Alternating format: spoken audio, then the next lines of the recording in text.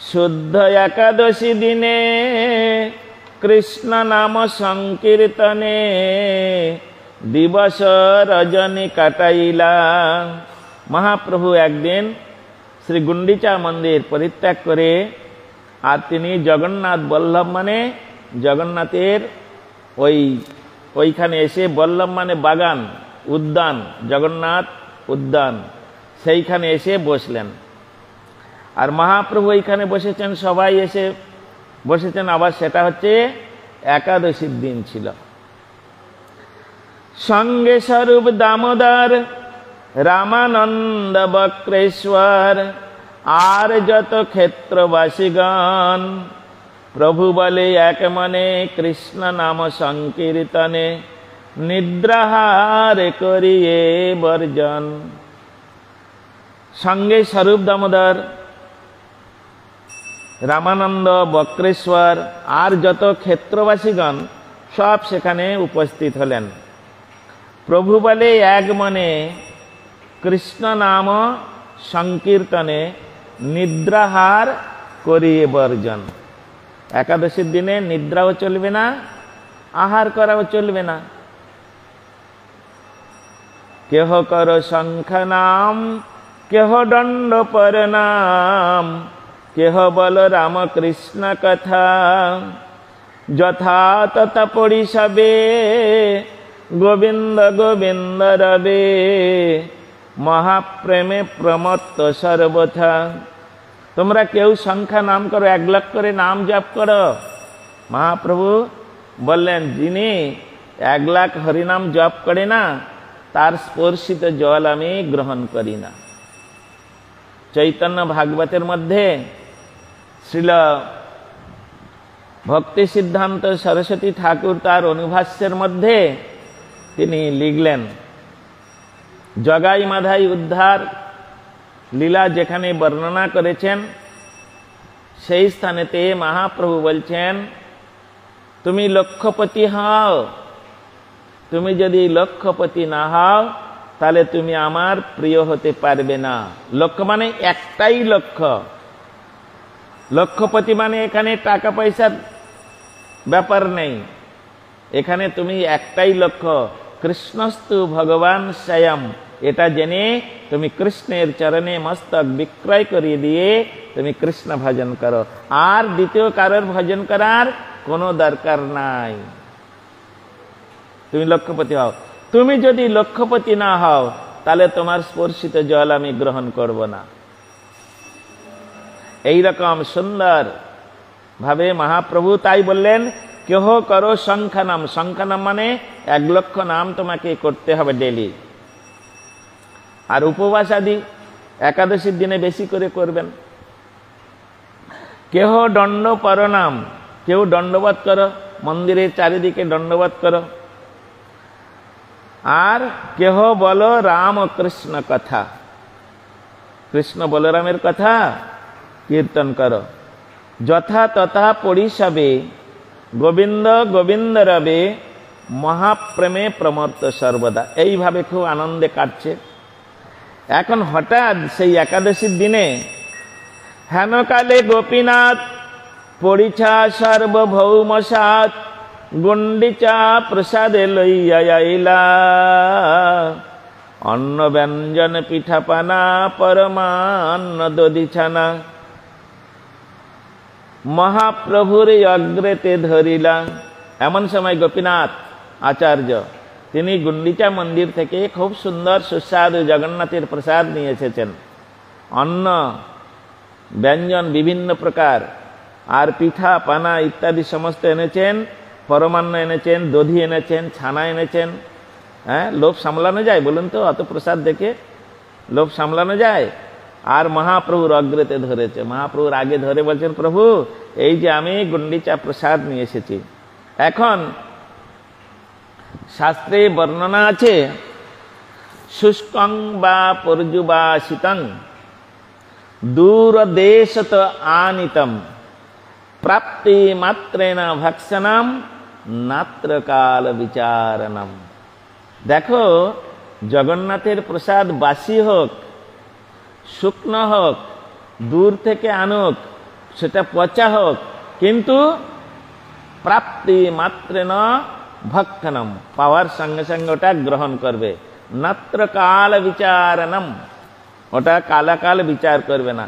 কিন্তু এইখানে যে পুরীধামে এইসব নিয়মগুলো রয়েছে, পান্ডারা যে নিয়ম করেছে, এখানে একাদশী করতে হয় না। এখানে ওদের ধান্দা কি জানেন? এই হাজার হাজার লোক পুরীধামে প্রতিদিন আসে, আর প্রায় মন মন চালের অন্ন জগন্নাথের ভোগ লাগে। তা আজকের একাদশীর দিনে এই যে অন্ন ঠাকুরের ভোগ লেগেছে, যদি এরা প্রসাদ না পায়, সবাই যদি একাদশী ব্রত করে, তাহলে প্রসাদটা কি করব? আমরা বিক্রয় করতে পারবো না, আমাদের অনেক লস হয়ে যাবে। প্রসাদ বিক্রি করে ওরা লাখ লাখ টাকা ইনকাম করে, আর ওটা তো বিক্রয় হবে না। তাই যাতে লোকে এখানে এসে প্রসাদ গ্রহণ করে আর একাদশী ব্রত না করে, তার জন্য ওরা এইরকম একটা প্রথা প্রচলন করেছেন মাত্র, কিন্তু এটা শাস্ত্রীয় প্রথা নয়। এই পাল্লায় পড়ে অনেকে ওখানে গিয়ে ব্রত নষ্ট করে, একাদশী ব্রত ঘরে করে, ওখানে গিয়ে অন্ন খেয়ে নেয়। তাহলে কি হলো? পাপ হলো, অধর্ম হলো। এই জন্য গোপীনাথ এসে যখন অন্ন মহাপ্রভুর সামনে ধরলেন, প্রভুর আজ্ঞায় সবে দণ্ডবত পড়িতবে, মহাপ্রসাদে বন্দিয়া বন্দিয়া, ত্রিজামা রজনী সবে মহাপ্রেমে মগ্ন ভাবে, অকৈতবে নামে কাটাইলা। মহাপ্রভু বলেন, খবরদার, আজকে তোমরা কেউ প্রসাদ গ্রহণ করবে না। বলে কেন না? বলছেন প্রভুর আজ্ঞায় সবে দণ্ডবত পড়েছে, সেই মহাপ্রসাদে দণ্ডবত প্রণাম করে তাকে কি করবে? ত্রিজামা রজনী সবে মহাপ্রেমে মগ্ন ভাবে, অকৈতবে নামা কাটাইলে। তোমরা এখন নাম করো, এখন প্রসাদ গ্রহণ করা চলবে না। কেন? পরে কেন চলবে না সেটা বলছেন। প্রভু আজ্ঞা শিরে ধরি, প্রাতঃ স্নান সবে করি, মহাপ্রসাদ সেবায় পারণ, করি হৃষ্ট চিত্ত সবে প্রভুর চরণে তবে, কর জোড়ে করে নিবেদন। পরের দিনে, একাদশীর পরের দিন মানে দ্বাদশীর দিন, সবাই সকালে স্নান করেছেন। স্নান করে আর প্রসাদ সেবা করতে যাবেন, তখন মহাপ্রভুর চরণে নিবেদন করছেন। কি নিবেদন করছেন? সর্বব্রত শিরোমণি শ্রীহরি বাসরে জানে, নিরাহারে করি জাগরণ, জগন্নাথ প্রসাদন্ন ক্ষেত্রে সর্বকালে মান্য, পাইলেই করিয়ে ভোজন। প্রভু, জগন্নাথের প্রসাদ তো ক্ষেত্রে সর্বকালে সম্মান করতে হয়, পেলেই নাকি ভোজন করতে হয়। তাহলে কালকের আমাদের প্রসাদ সেবা করতে না করলেন কেন? না করলেন কেন? জগন্নাথের প্রসাদান্ন ক্ষেত্রে সর্বকালে মান্য, পাইলেই করিয়ে ভোজন। তাই এরকম যখন লেখা আছে, এরকম যখন বিধি ব্রত আছে, তাহলে আমাদের নিষেধ করলেন কেন? তখন মহাপ্রভুর কাছে আরেকটি প্রশ্ন করছেন। এ সংকটে ক্ষেত্রবাসে, মনে হয় বড় ত্রাসে, কষ্ট আজ্ঞা করিয়ে প্রার্থনা, সর্ববেদ আজ্ঞা তব, যাহা মানে ব্রহ্মা শিব, তাহা দিয়া ঘুচাও যন্ত্রণা। প্রভু, আমরা তো বড় সংকটের মধ্যে পড়ে গেলাম। এতদিন আমরা জানতাম এই পুরীধামে একাদশী ব্রত করতে হবে না, প্রতিদিন প্রসাদ সেবা করা যাবে, আর আপনি আমাদের সেই একাদশীর দিন প্রসাদ সেবা করতে নিষেধ করলেন। তাহলে এই সংকটে ক্ষেত্রবাসে মনে হয় বড় ত্রাস। আমাদের তো খুব চিন্তা ভাবনা হলো, আমরা এখন কি করব? স্পষ্ট আজ্ঞা করিয়ে প্রার্থনা। আপনি খুলে টুলে বলুন কেন? সর্ববেদ আজ্ঞা তব, সমস্ত বেদ আপনার আজ্ঞা পালন করে। যাহা মানে ব্রহ্মা শিব, শিব ব্রহ্মা আপনার কথা মেনে চলে। সুতরাং আপনি যেটা বিধান দেবেন, আপনি যেটা আদেশ করবেন, আমরা সেইটাই পালন করব। তাই বলছেন সর্ববেদ আজ্ঞাতব, যাহা মানে ব্রহ্মা শিব, তাহা দিয়া ঘুচাও যন্ত্রণা। তখন মহাপ্রভু বলছেন, প্রভু বলে ভক্তি অঙ্গে একাদশী মান ভঙ্গে সর্বনাশ উপস্থিত হয়। প্রসাদ পূজন করি পরদিনে পাইলে তরি, তিথি পরদিন নাহি রয়। দেখো হে বৈষ্ণব সকল, আপনারা আমার বাক্য মন দিয়ে শুনুন। প্রভু বলে ভক্তি অঙ্গে, আমাদের দরকার হচ্ছে ভক্তি, যে ভক্তির দ্বারাই ভগবানকে লাভ করা যায়। ভক্তি রে বৈনাং নয়তি, ভক্তি রে বৈনাং দর্শয়তি, ভক্তি বশ পুরুষ ভক্তি রে ভূয়সী। কঠোর উপনিষদে বলছেন ভক্তি রে বৈনাং নয়তি, ভক্তি একমাত্র পারেন ভগবানের কাছে নিয়ে যেতে, ভক্তি পারেন ভগবানকে দর্শন করাতে। আর ভক্তির দ্বারাই অজিত ভগবান তিনি ভক্তের কাছে বশীভূত হয়ে যান। ভক্তির কথা সমস্ত শাস্ত্রে ভূয়সী প্রশংসা করেছেন। এই জন্য আমাদের ভক্তি দরকার। সেই ভক্তি লাভ করতে গেলে তোমাদের একাদশী ব্রত পালন করতে হবে। কেন? একাদশীর ব্রতের কীর্তন করতে গেলে শ্রীল ভক্তিবিনোদ ঠাকুর বলেছে, একাদশী তিথি ভক্তি জননী যতনে পালন করি। একাদশী ব্রত না করলে ভক্তি হবে না। যতবার করুন, যত ব্রত করুন, জন্মাষ্টমী করুন, গৌর পূর্ণিমা পালন করুন, তারপরে রামনবমী ব্রত করুন, অদ্বৈত সপ্তমী করুন, নিত্যানন্দ ত্রয়োদশী করুন, আর যত আছে ব্রত পালন করুন। কোন ব্রতের দ্বারাই ভক্তি হবে না। একমাত্র একাদশী পারেন তিনি ভক্তি দান করতেন। এই জন্য একাদশী তিথি ভক্তি জননী যতনে পালন করি। সেই জন্য এখানে মহাপ্রভু বললেন, তোমরা কৃষ্ণকে লাভ করবে তো, ভগবানকে জগন্নাথকে লাভ করবে তো, তাহলে সেই জগন্নাথকে লাভ করতে হলে তোমার ভক্তি দরকার। আর ভক্তি প্রাপ্ত হতে গেলে একাদশী ব্রত করতে হবে। তাই একাদশী ব্রতটা হচ্ছে একটা তিথি, একাদশী তিথি। এই তিথিটা আজকের আছে, কালকের থাকবে না। প্রসাদটা আজকের আছে, কালকেরও থাকবে। এই জন্যে বলছে তিথি পরদিন নাহি রয়, প্রসাদ পূজন করি পরদিনে পাইলে তরি, তিথি পরদিন নাহি রয়। অতএব প্রসাদ ভগবানের কৃপা, আর একাদশী হচ্ছে একটা তিথি বা ব্রত। হ্যাঁ, তাহলে ব্রত প্রসাদের থেকে ব্রতের মহিমা বেশি। তুমি ব্রত করো, ব্রত মানে উপবাস, উপবাস মানে তপস্যা। তুমি তপস্যা করলে তবে তো প্রসাদ পাবে। প্রসাদ পেতে গেলে তোমাকে তপস্যা করতে হবে। অতএব তোমাকে একাদশী ব্রতরূপ তপস্যাটা করতে হবে, তবে তুমি মহাপ্রসাদ মানে কৃপাটা পাবে। এই জন্য মহাপ্রভু বললেন, প্রভু বলে ভক্তি অঙ্গে একাদশী মান ভঙ্গে সর্বনাশ উপস্থিত হয়। প্রসাদ পূজন করে পরদিনে পাইলে তরি, তিথি পরদিন নাহি রয়। গৌর প্রেমানন্দে হরি হরি বল। শ্রীহরি বাসর দিনে কৃষ্ণ নাম রস পানে তৃপ্ত হয় বৈষ্ণব সুজন।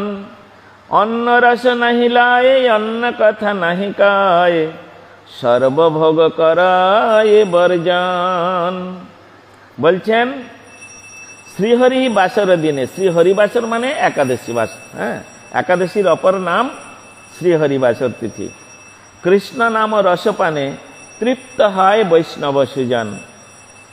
অন্ন রস নাহি লয়, অন্য কথা নাহি কয়, সর্বভোগ করই বর্জন। শুদ্ধ একাদশী যাবে, নিরাহার থাকে তবে, পারনেতে প্রসাদ ভোজন। প্রসাদ ভজন নিত্য, শুদ্ধ বৈষ্ণবের কীর্ত, অপ্রসাদ না করে ভক্ষণ। বলছেন প্রসাদ ভজন নিত্য, বৈষ্ণব তিনি প্রতিদিন প্রসাদ সেবা করবেন, প্রসাদ ছাড়া অন্য কিছু গ্রহণ করবে না। অন্য কিছু যদি গ্রহণ করে তাহলে সেটা অন্ন বিষ্ঠা জলং মূত্র। ভগবানের নিবেদিত অনিবেদিত বস্তু বৃষ্ঠা সদৃশ, আর তরল জাতীয় বস্তু মূত্র সদৃশ। তাহলে ভগবানেতে নিবেদন না করে খেলে আমাদের বিষ্ঠা আর মূত্র ভক্ষণ করা হবে। তাহলে ভগবানের প্রসাদ ছাড়া, তাই এখানে মহাপ্রভু বলছেন প্রসাদ ভোজন নিত্য শুদ্ধ বৈষ্ণবের কীর্ত। বৈষ্ণব কি করবেন, তার এটা করণীয়, তিনি প্রত্যেক দিন এটা করবেন, অপ্রসাদ না করে ভক্ষণ। হ্যাঁ, অপ্রসাদ মানে যেটা ভগবানের নিবেদন করা হয় নাই, ওটা প্রসাদ নয়, ওটা খাওয়া চলবে না। শুদ্ধ একাদশী যাবে, নিরাহার থাকে তবে পারণেতে প্রসাদ ভোজন। অতএব তিথি বড়, তিথির সম্মান করতে হবে। এই জন্য একাদশী ব্রত করো, তুমি একাদশীর পরের দিন পারণেতে ওই প্রসাদ তুমি তখন সম্মান করো, ভোজন করো। সেই প্রসাদটা একাদশীর দিনে যদি কেউ খেতে চায় কিছু, হ্যাঁ, মহাপ্রভু বলেছেন অনেকে রোগী আছে, শরীরে রোগ ব্যাধি আছে, তার তো কিছু গ্রহণ করতে হবে, না তো হিতে বিপরীত হবে। তাই মহাপ্রভু এই কলির জীবের জন্য একটু ছাড় দিলেন। কি বললেন, অনুকল্প স্থান মাত্র নিরন্ন প্রসাদ পাত্র বৈষ্ণবেকে জানিহ নিশ্চিত অবৈষ্ণব জন যারা প্রসাদ ছলেতে তারা ভোগে হয় দিবানে শিরত। মহাপ্রভু বললেন একাদশীর দিনে ভোজন করা চলবে, কিন্তু সেটা নিরন্ন প্রসাদ হতে হবে। নিরন্ন মানে এই পঞ্চ প্রকার যে অন্ন শস্য, এটাকে পরিত্যাগ করতে হবে। ধান, গম, তিল, যব, সরষ, ধান থেকে যা হবে সব কিছু খাওয়া যাবে না, কিছুই খাওয়া যাবে না। ধান, গম, গম থেকে যা হবে, তিল থেকে যা হবে, যব থেকে যা হবে, আর সর্ষে থেকে যা হবে, এগুলো চলবে না। একটা বাদ দিয়ে নিরন্ন, একে বলা হয় নিরন্ন প্রসাদপত্র। অনুকল্প, অল্প মানে কম, হ্যাঁ, কম খেতে হবে, 4 ভাগের 1 ভাগ পেট ভর্তি করতে। আমরা এমন খেয়ে নেই একেবারে নাক ডেকে ঘুমাই, যা পেটে ধরবে না তার থেকে বেশি খেয়ে নেই, ওরম করলে চলবে না।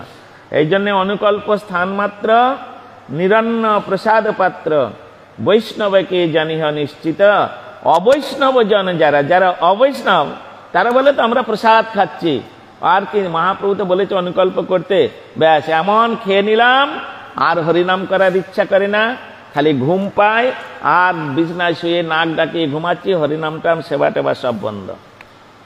তা বলছেন এরা হচ্ছে অবৈষ্ণব। প্রসাদ ছলেতে তারা ভোগে হয় দিবানিশিরত। অনুকল্প একবার খেতে বলেছেন, দিনে একবার, আমরা তো 3-4 বার খেয়ে নিই, টুকটুক করে মুখ চালিয়ে যাচ্ছি। এটা উপবাস হয় না ব্রত হয়? ওটা ব্রত নয়। কিন্তু কি করব, something is the better the nothing. হ্যাঁ, একেবারে করতে পারছি না, যাক এইরকম চলুক, যা হয় হবে।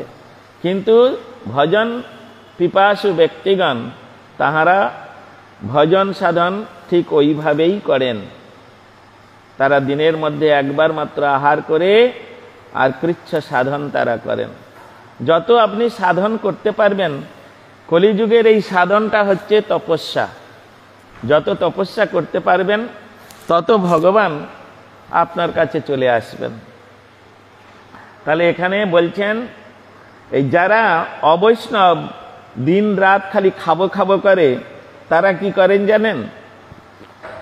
তাদের পক্ষে বলছেন মহাপ্রভু নিজেই বলছেন, পাপ পুরুষের সঙ্গে অন্নাহার করে রঙ্গে নাহি মনে হরিবাসর ব্রত। যারা হরিবাসর করে না, একাদশী ব্রত করে না, তারা পাপ পুরুষের সঙ্গে এইরকম ভাবে তারা অন্নহার করে রঙ্গে, নাহি মানে হরিবাসর ব্রত। হরিবাসর ব্রত ভক্তি অঙ্গ সদাচার ভক্তির সম্মান কর, ভক্তি দেবী কৃপা লাভ হবে। ভক্তি অঙ্গ সদাচার, ভক্তি যাতে হবে সেই অঙ্গগুলো পালন করতে হবে, সেই সদাচার সম্পন্ন হতে হবে, ভক্তির সম্মান করতে হবে। ভক্তি দেবীর সম্মান করলে তখন ভক্তি দেবীর কৃপা লাভ হবে। অবৈষ্ণব সঙ্গ ছাড়ো একাদশী ব্রত ধর, নাম ব্রতে একাদশী তবে। এই তুমি একাদশী ব্রত করে খালি দিন রাত খাবো খাবো ঘুমাবো এই করলে তোমার একাদশী ব্রত নষ্ট হয়ে যাবে। একাদশী করে তোমাকে মিনিমাম 1 লক্ষ হরিনাম করতে হবে, মিনিমাম তোমাকে 1 লক্ষ হরিনাম করতে হবে, তা না হলে তোমার একাদশী ব্রত হচ্ছে না। এই অবৈষ্ণব সঙ্গ ছাড়ো। অবৈষ্ণবকে যারা একাদশী ব্রত করে না তারা অবৈষ্ণব, যারা মহাপ্রভুর প্রসাদ সেবা করে না তারা অবৈষ্ণব, যারা হরিনাম করে না তারা অবৈষ্ণব। তাদের সঙ্গ পরিত্যাগ করতে হবে। পরিত্যাগ করে একাদশী ব্রত সাধু সঙ্গে একাদশী ব্রত পালন করতে হয়। নাম ব্রতে একাদশী তবে, এই নামের মধ্যেই একাদশী ব্রত কাটাতে হবে। বুঝতে পারছেন? প্রসাদ সেবন আর শ্রীহরি বাসরে, বিরোধ না কর কভু বুঝ অন্তরে। প্রসাদ সেবন আর শ্রীহরি বাসর, এ দুটোই মানতে হবে, কোনোটা বাদ দেওয়া যাবে না। প্রসাদও সেবা করতে হবে আর শ্রীহরি বাসর মানে একাদশী ব্রত পালন করতে হবে। সেই একাদশী ব্রতটা কিভাবে পালন করতে হবে আর প্রসাদ কিভাবে সেবা করতে হবে মহাপ্রভু এতক্ষণে সেই শিক্ষাটাই ওই উড়িয়া গৌড়িয়া ভক্তদের দিলেন। আমরা সেই মহাপ্রভুর শিক্ষাটাকে মেনে নিয়ে আমরাও একাদশী ব্রত করব। আপনি যখন পুরীতে যাবেন দেখবেন পান্ডাগুলো বলবেন, সাধু বাবা আসুন আসুন প্রসাদ নিন, হ্যাঁ বলে ওরা প্রসাদ খাইয়ে দিবে।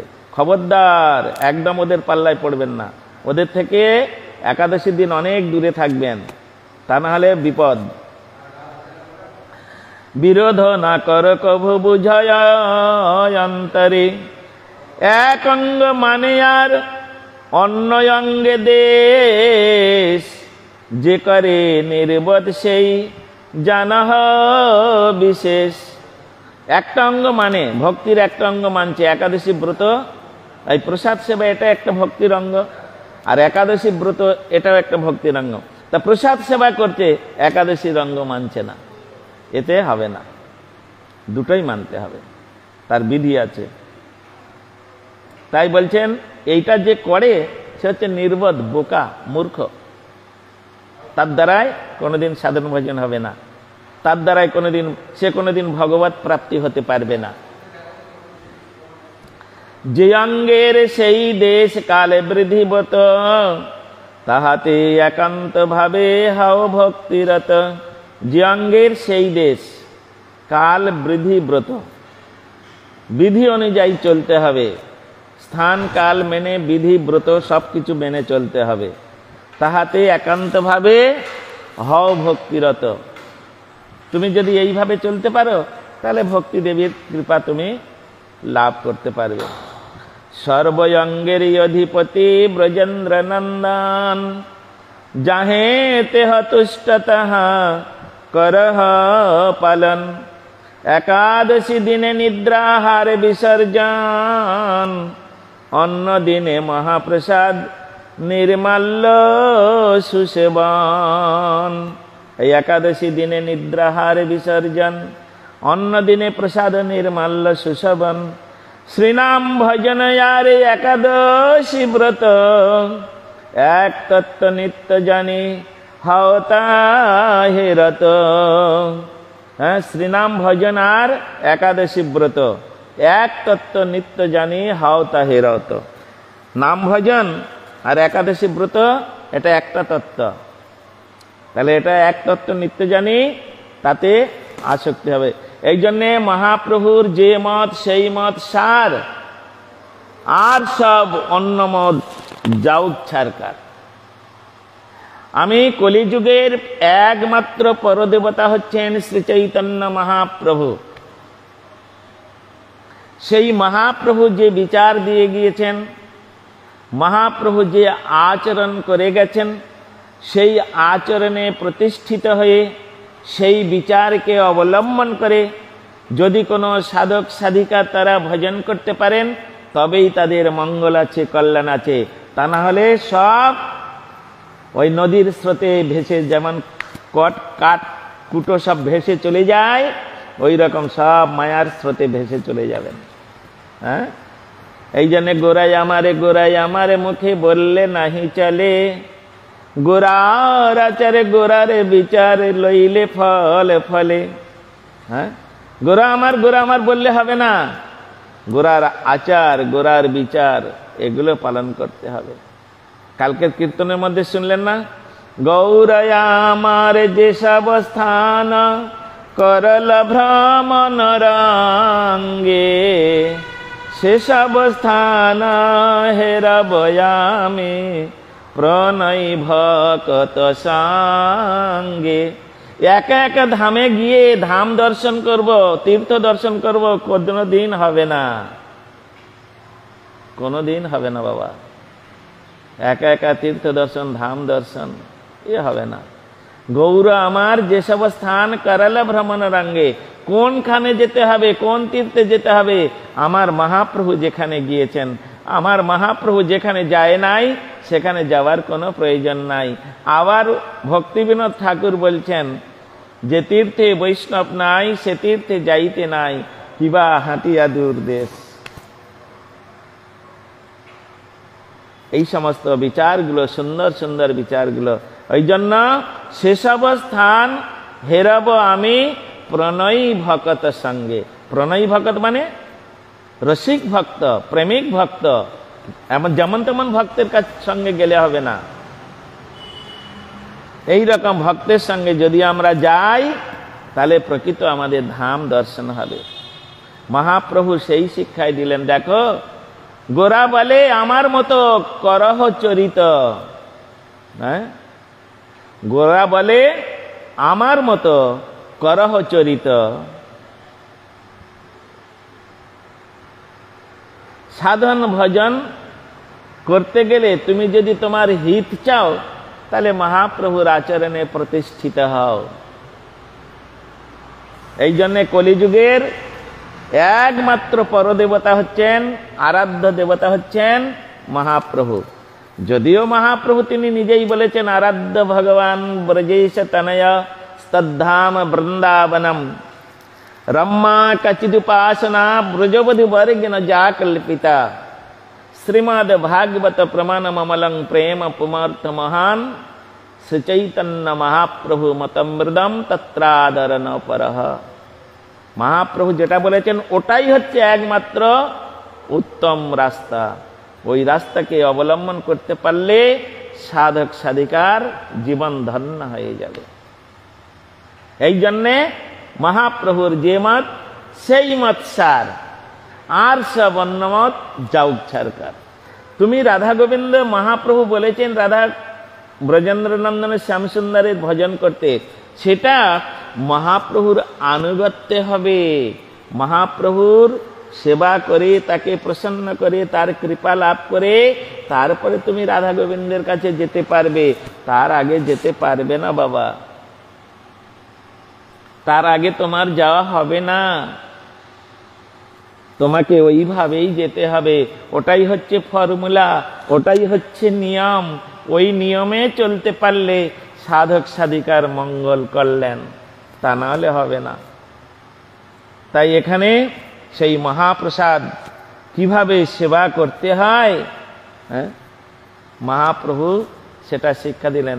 প্রসাদ সেবা করতে হয় বলে একাদশীর দিন খেয়ে নিলাম, অন্ন পরমান্ন পিঠা পানা সব খেয়ে নিলাম, তা হবে না। হ্যাঁ, ওটা ব্রত নষ্ট হলো আর প্রসাদের অসম্মান করা হলো, কোনোটাই হলো না।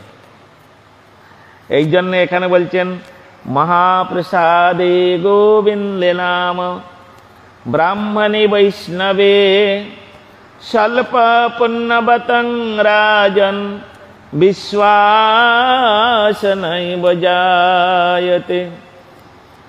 মহাপ্রসাদ গোবিন্দ, আর হচ্ছে মহাপ্রসাদ গোবিন্দের নাম, আর ব্রাহ্মণ আর বৈষ্ণব, এই চারটে বস্তুতে স্বল্প পুণ্যবান ব্যক্তি তাদের এতে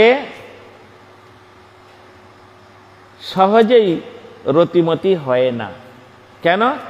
স্বল্প পুণ্য মানে অল্প পুণ্য থাকার কারণে তারা মহাপ্রসাদের যে মহিমা, গোবিন্দ নামের যে মহিমা, আর ব্রাহ্মণী মানে ব্রাহ্মণ সমূহ বা ব্রাহ্মণ সকল, আর বৈষ্ণব, এই চারটে বস্তুতে সহজেই মতি হবে না। কেন? তাদের পুণ্য সঞ্চয় নেই। অল্প পুণ্যবান ব্যক্তি মহাপ্রসাদকে ডাল ভাত মনে করেন, গোবিন্দের নামকে সাধারণ গান মনে করেন, ব্রাহ্মণকে সাধারণ মানুষ মনে করেন, আর বৈষ্ণবকে ও তো ওই আমাদের মতো। এটা হবে না। ব্রাহ্মণ মানে এখানে ওই নামকে হস্তে ব্রাহ্মণ নাই, পৈতাধারী ব্রাহ্মণ নাই।